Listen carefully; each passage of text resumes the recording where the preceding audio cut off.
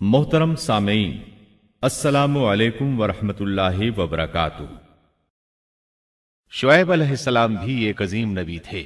आप यूनुस अलैहिस्सलाम से पहले या बाद में तशरीफ लाए। मुफस्सिरीन और मुअर्रिखीन के अक़वाल इस बारे में मुख्तलिफ हैं। आप अरबियुन नस्ल हैं और मदियन बिन मदियान बिन इब्राहीम अलैहिस्सलाम की तरफ मंसूब हैं। आप जिस शहर में मबूस हुए उसका नाम मदियन था, या फिर ये उस कबीले का नाम था जो उस बस्ती में आबाद था।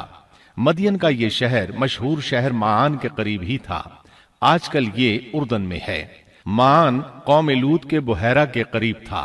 बुहैरा की हकीकत ये है कि जब अल्लाह ताला ने जिब्रील अलैहिस्सलाम को हुक्म दिया कि लूत अलैहिस्सलाम की कौम पर तबाही नाजिल करें, इस बस्ती को ऊपर उठाकर औंधा गिरा दें, उन्होंने इस बस्ती को तहोबाला कर दिया, तहस नहस कर दिया, तो इस बस्ती को बुहैरा कहा जाने लगा, यानी लूत अलैहिस्सलाम की बस्ती के खंडरात। ये बुहैरा बहरे मुर्दार के करीब ही वाक़े है। सैयदना शुएब अलैहिस्सलाम की कौम एक काफिर और ताजिर कौम थी। बुतों की पूजा करती थी और डाके डालती थी। ये लोग तिजारती रास्तों पर खड़े हो जाते, तिजारती काफिलों को इस तरह लूटते थे कि हर काफिले से जबरन 10वां हिस्सा वसूल कर लेते थे। खुद भी मिलावट, हेरा फेरी और धोखाबाजी के माहिर थे। मिलावट तो गोया उनकी घुट्टी में पड़ी थी। तमाम अंबियाए किराम अलैहिमुस्सलाम की जिम्मेदारी होती है कि लोगों को खालिस अल्लाह की इबादत की तरफ बुलाएं, दुरुस्त आमाल और सही अकायद की तरफ उनकी रहनुमाई करें। इसके साथ ये भी उनकी जिम्मेदारी होती है कि अहम मुआशरती, इक्तिसादी और सियासी उमूर की भी रहनुमाई करें। हकीकत यह है कि तमाम अंबियाए किराम का तरीका यही था कि जहां कहीं कौम में कोई टेढ़ापन देखते, उसकी इस्लाह फरमाने की कोशिश करते। इबादत और अकीदे की इस्लाह करने के साथ साथ दूसरी खराबियों का भी सामना करते जो उस कौम में पाई जाती थी। आहले मदियन में मिलावट का रुझान सबसे बढ़कर था। माप तोल में कमी करते थे। इसके साथ इस कौम में दरख्तों की इबादत करने का रुझान भी पाया जाता था। वो दरख्तों के पुजारी थे। इसीलिए अल्लाह ताला ने सूरतुल हिज्र आयत 78 में फरमाया है, और बेशक ऐका वाले भी बड़े जालिम थे। इसी तरह सूरतुश शुआरा आयत 176 में बारी ताला फरमाते हैं, ऐका वालों ने भी रसूलों को झुटलाया। इस कौम ने तो सिर्फ शुएब अलैहिस्सलाम की तकजीब की थी, फिर अल्लाह ताला ने रसूलों की तकजीब क्यों फरमाया? इसका जवाब यह है कि एक रसूल और नबी की तकजीब तमाम अंबियाए किराम की तकजीब है, क्योंकि सब अंबियाए किराम की दावत एक है। सब के सब एक ही दावत देते रहे हैं, सबका एक ही ऐलान था, तुम अल्लाह की इबादत करो और उसी से डरो और मेरा कहना मानो। ये थी तमाम अंबियाए किराम की दावत। अल्लाह सूरतुल आराफ आयत 59 में फरमाते हैं, तुम अल्लाह की इबादत करो, उसके सिवा तुम्हारा कोई माबूद नहीं। मतलब ये कि तमाम अंबिया की दावत एक ही थी। अब जो आदमी सिर्फ एक नबी को झुटलाता है, उसकी तालीमात से कुफ्र करता है, तो गोया वो सबको झुटलाता है, सभी की तालीमात से इनकार करता है। यही वजह है कि अल्लाह ताला ने फरमाया, ऐका वालों ने रसूलों को झुटलाया, बावजूद इसके कि उन्होंने सिर्फ एक रसूल को झुटलाया था। शुएब अलैहिस्सलाम ने कौम को दावत देनी शुरू की। अल्लाह ताला सूरह आराफ आयत 85 में फरमाते हैं, और हमने मदियन की तरफ उनके भाई शुएब को भेजा। उन्होंने फरमाया, ऐ मेरी कौम, तुम अल्लाह की इबादत करो, उसके सिवा तुम्हारा कोई माबूद नहीं। तुम्हारे पास तुम्हारे परवरदिगार की तरफ से वाज़ेह दलील आ चुकी है। सब के सब अंबियाए किराम मोजज़ात के साथ तशरीफ लाए हैं। अगर मोजज़ात न होते तो लोगों को कैसे पहचान होती कि वो हक पर हैं? मोजज़ात न होते तो हम एक सच्चे नबी और नबुव्वत के झूठे मुद्दई के दरमियान फर्क कैसे कर सकते थे? नबी बरहक तो मोजज़ात लेकर आता है। दुनिया में कोई नबी ऐसा नहीं आया जो मोजज़ात लेकर न आया हो। मोजज़े की तारीफ में उलमा लिखते हैं, मोजज़ा उस खिलाफ आदत अम्र को कहते हैं जो इंसानों की ताकत से बाला हो और उसमें किसी आदमी का अमल दखल न हो, यानी जिसको पेश करने से इंसान आजिज हो। आजिज करने वाली वही चीज होती है जो जमीनी कवानीन और जवाबित के खिलाफ हो। मसलन मुर्दों का जिंदा करना, पहाड़ों को चीर कर ऊंटनी का निकल आना, लाठी का सांप बन जाना, چاند کا 2 ٹکڑے ہونا اور دیگر معجزات۔ مختصر یہ کہ جو نبی دنیا میں تشریف لائے کوئی نہ کوئی معجزہ ضرور ساتھ لائے تاکہ لوگ ان کی سچائی پر ایمان لے آئیں۔ اگر کوئی شخص نبوت کا دعویٰ کرے اور ہاتھ کی صفائی سے کوئی شعبدہ دکھائے تو وہ معجزہ نہیں ہے۔ معجزہ ہونے کے لیے چند شرائط ہیں۔ نمبر 1، وہ کام خلاف عادت ہو، قوانین فطرت کو توڑنے والا ہو۔ نمبر 2، اس کام کو اللہ کسی نبی یا رسول کے ہاتھوں پر ظاہر کرے۔ نمبر 3، عورتوں سے ظاہر نہ ہو، اس لیے کہ انبیاء سب کے سب مرد تھے۔ اللہ تعالیٰ سورہ یوسف آیت 109 میں فرماتے ہیں، آپ سے پہلے ہم نے جتنے رسول بھیجے سب مرد ہی تھے۔ نمبر 4، اس معجزے سے وہ دوسروں کو چیلنج بھی کرے کہ مخالفین میں سے کوئی ایسا کر کے دکھائے، چاہے سب مل کر دکھائیں، مطلب یہ کہ وہ معجزہ سب کے لیے چیلنج ہو۔ شعیب علیہ السلام نے بھی اپنے معجزے کے ذریعے اپنی قوم کو چیلنج کیا۔ اللہ تعالیٰ ان کی زبان سے سورہ آراف آیت 85 میں فرماتے ہیں، تمہارے پاس تمہارے رب کی طرف سے واضح دلیل آ چکی ہے۔ شعیب علیہ السلام ایسے واضح اور روشن امور ان کے سامنے پیش کرتے ہیں کہ جن پر عمل پیرا ہو کر وہ دنیا و آخرت میں فلاح پا سکتے تھے۔ سورۃ الاعراف آیت 85 میں ہے، بس تم ناپ تول پورا کیا کرو اور لوگوں کو ان کی چیزیں کم کر کے مت دو، اور روئے زمین میں اس کے بعد کہ اس کی درستی کر دی گئی فساد مت پھیلاؤ، یہ تمہارے لیے فائدہ مند ہے اگر تم تصدیق کرو۔ اللہ تعالیٰ سورۃ الاعراف آیت 86 میں فرماتے ہیں، اور تم سڑکوں پر اس غرض سے مت بیٹھا کرو کہ اللہ پر ایمان لانے والوں کو دھمکیاں دو۔ مطلب یہ کہ تمام تجارتی راستوں میں کٹوتیاں کرنے کے لیے نہ بیٹھا کرو۔ اگر وہ تمہیں رقوم ادا نہیں کرتے تو تم انہیں دھمکیاں دیتے ہو، جیسا کہ سورۃ الاعراف آیت 86 میں ہے۔ اور تم سڑکوں پر اس غرض سے نہ بیٹھو کہ اللہ پر ایمان لانے والوں کو دھمکیاں دو اور اللہ کی راہ سے روکو اور اس میں کجی تلاش کرنے میں لگے رہو۔ اللہ تعالیٰ سورۃ الاعراف آیت 86 میں فرماتے ہیں، اور اس حالت کو یاد کرو جبکہ تم کم تھے، پھر اللہ نے تمہیں زیادہ کر دیا۔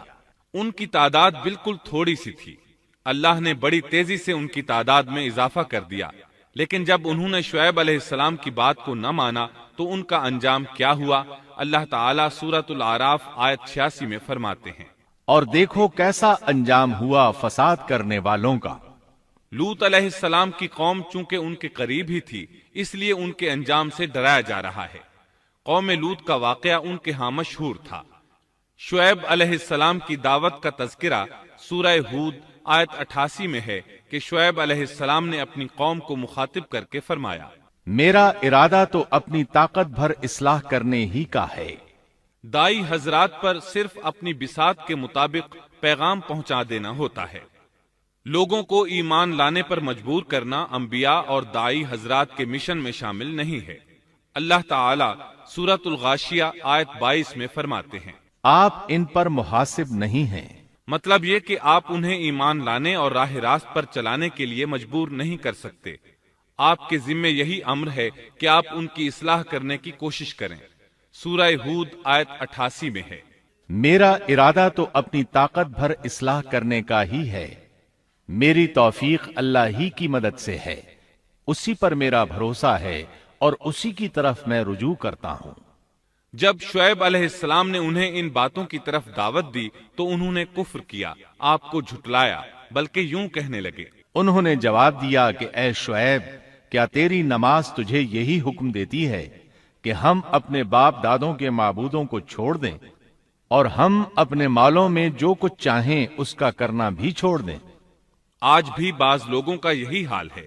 وہ سمجھتے ہیں دین کا مطلب ہے مسجدوں کی حد تک عبادت کر لو، سیاسی اور معاشرتی زندگی میں دین کی کوئی ضرورت نہیں سمجھتے۔ ان معاملات کو دین سے الگ چیز تصور کرتے ہیں، کہتے ہیں بس جی یہ تو دنیا کے مشاغل ہیں۔ یہی حال تھا شعیب علیہ السلام کی قوم کا۔ سورہ ہود آیت 87 کے آخر میں ہے، تو بڑا ہی باوقار اور نیک چلن آدمی ہے۔ مطلب یہ کہ انہوں نے مذاق کے انداز میں ان سے کہا، تو بڑا عقل مند ہے، کیوں ناراض ہوتا ہے؟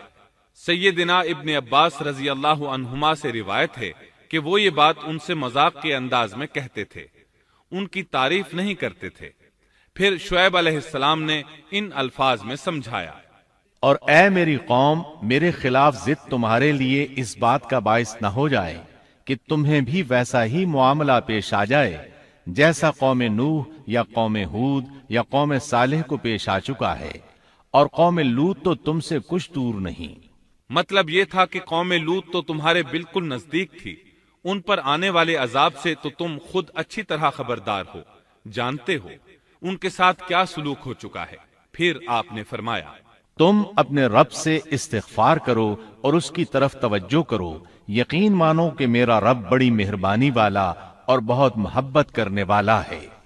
جب وہ اپنی ضد پر اڑے رہے تو شعیب علیہ السلام نے یوں فرمایا، تو ذرا ٹھہر جاؤ یہاں تک کہ ہمارے درمیان اللہ فیصلہ کیے دیتا ہے، اور وہ سب فیصلہ کرنے والوں سے بہتر ہے۔ پہلے تو عام واعظ و نصیحت فرمائی، جب قوم نہ سمجھی تو انہیں سابقہ ہلاک شدہ قوموں کی مثالیں دیں، ڈرایا کہ کہیں تمہیں بھی ایسے ہی عذابوں سے دوچار نہ ہونا پڑے، لیکن انہوں نے کسی بات کا اثر نہ لیا، الٹا یوں کہنے لگے، تو ان میں سے ہے جن پر جادو کر دیا جاتا ہے، اور تو ہم ہی جیسا ایک انسان ہے، اور ہم تو تجھے جھوٹ بولنے والوں میں سے ہی خیال کرتے ہیں۔ اگر تو سچے لوگوں میں سے ہے تو ہم پر آسمان کا کوئی ٹکڑا گرا دے۔ مطلب یہ کہ آخرکار یہ لوگ پہلے لوگوں یعنی عاد اور سمود کے نقش قدم پر چلنے لگے، ان کے انبیاء انہیں حق کی طرف بلاتے رہے، وہ انکار کرتے رہے، آخر ان پر اللہ کے عذاب اترے۔ ایسے ہی یہ لوگ بھی شعیب علیہ السلام کو دھمکیاں دینے لگے، ان کے مقابلے پر اتر آئے۔ سورۃ الاعراف آیت 88 میں ہے کہ شعیب علیہ السلام کی قوم کے کافر سرداروں نے ان سے کہا، ان کی قوم کے متکبر سرداروں نے کہا، اے شعیب، ہم آپ کو اور جو آپ کے ہمراہ ایمان والے ہیں انہیں اپنی بستی سے نکال دیں گے، یا یہ کہ تم ہمارے مذہب میں پھر آ جاؤ۔ شعیب نے جواب دیا، کیا ہم تمہارے مذہب میں آ جائیں؟ گو ہم اس کو مکروہ ہی سمجھتے ہوں۔ قوم کے سردار تکبر کرتے ہوئے مزید کہنے لگے کہ اگر تو اپنی دعوت پر اڑا رہا تو ہم تجھے مدین سے نکال دیں گے۔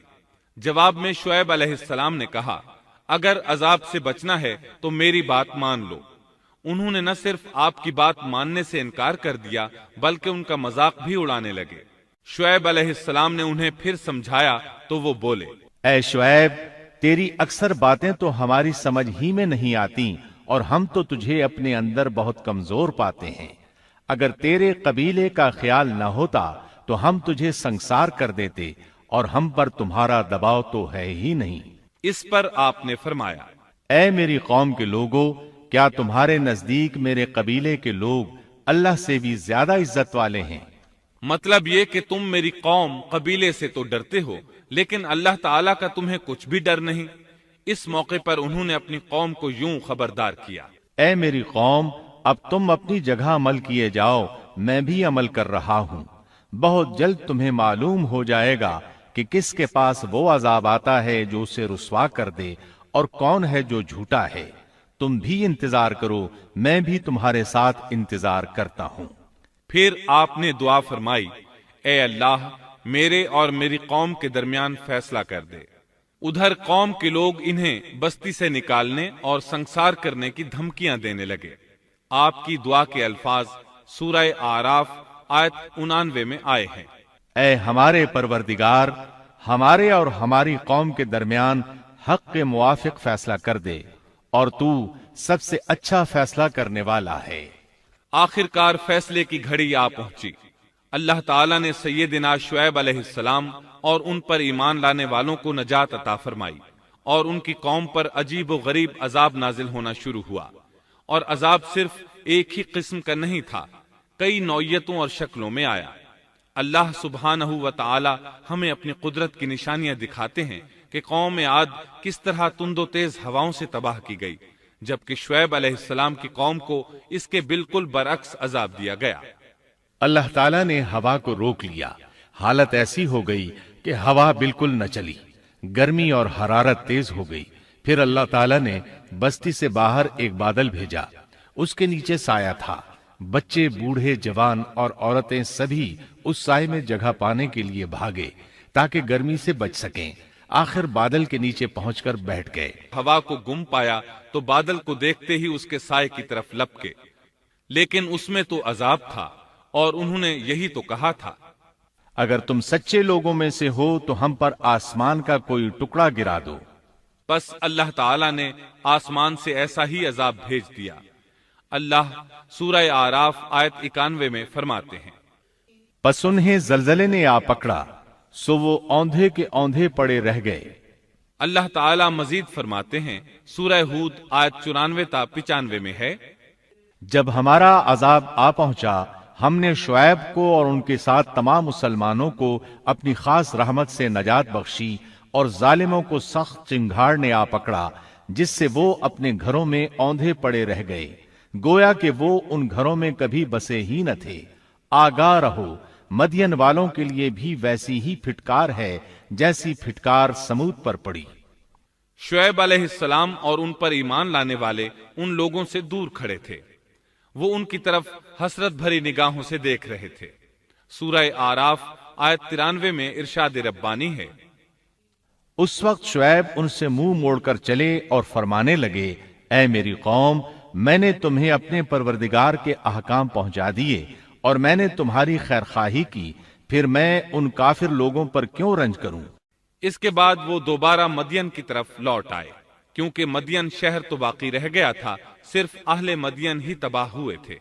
بعد میں لوگ آہستہ آہستہ مدین میں آ کر آباد ہونے لگے۔ مدین شہر پھر سے آباد ہو گیا، اس کی رونقیں لوٹ آئیں۔ اب مدین کے اکثر باشندے مسلمان تھے، وہ مسلمان جو شعیب علیہ السلام کے ساتھ تھے۔ وہ اور دوسرے علاقوں سے آنے والے کفار اب اس شہر کے باشندے تھے، اور یہی وہ مدین شہر تھا جس میں سیدنا موسیٰ علیہ السلام تشریف لائے تھے۔ شعیب علیہ السلام کا قصہ اپنے اختتام کو پہنچا۔